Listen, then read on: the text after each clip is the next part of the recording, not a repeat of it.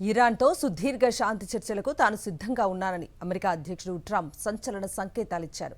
యుద్ధం వల్ల దేశీయంగా వస్తున్న రాజకీయ ఒత్తిళ్లను పట్టించుకోవటం లేదని, మధ్యంతర ఎన్నికల గురించి కూడా ఆలోచించడం లేదని కేబినెట్ సమావేశంలో ట్రంప్ స్పష్టం చేశారు. అయితే ఇరాన్ మీడియా ప్రసారం చేసిన ప్రాథమిక శాంతి ఒప్పంద ముసాయిదాను వైట్ హౌస్ తీవ్రంగా ఖండించింది.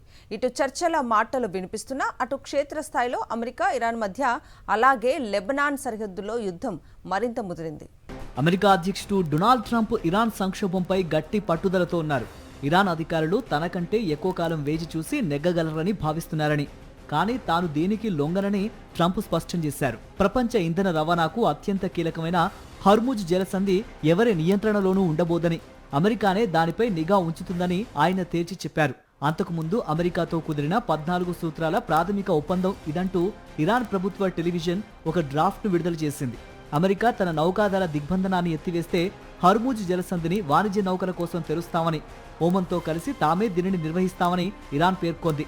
అయితే ఈ వార్తలను వైట్ హౌస్ పూర్తిగా తోసిపుచ్చింది. ఇరాన్ ప్రసారం చేసిన డ్రాఫ్ట్ కేవలం ఒక కల్పిత కథనం అని అమెరికా కొట్టిపారేసింది. చర్చల ఆశలు ఎలా ఉన్నా క్షేత్రస్థాయిలో ఉద్రిక్తతలు పతాక స్థాయికి చేరాయి.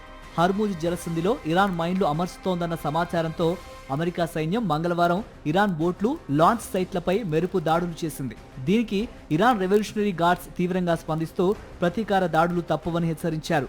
పర్షియన్ గల్ఫ్లోని అమెరికా సైనిక స్థావరాలపై మళ్లీ దాడులు చేస్తామని ఇరాన్ బెదిరించింది. మరోవైపు ఇరాన్ మద్దతు ఉన్న హెజ్బొల్లా, ఇజ్రాయెల్ మధ్య లెబనాన్లో యుద్ధం మరింత భీకరంగా మారింది. బుధవారం కూడా ఇజ్రాయెల్ దక్షిణ లెబనాన్పై విరుచుకుపడింది.